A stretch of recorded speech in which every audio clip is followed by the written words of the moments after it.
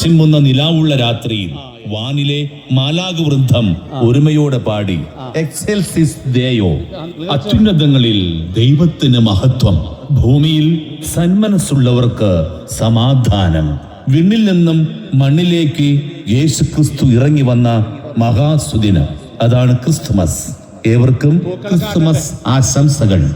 ശാന്തിയുടെയും സമാധാനത്തിന്റെയും രചിതരേഖകൾ വാനിലും ഭൂമിയിലും നിറഞ്ഞു തെളിയുവാൻ ഇതാ ഒരിക്കൽ കൂടി ക്രിസ്തുമസ് വരവായി.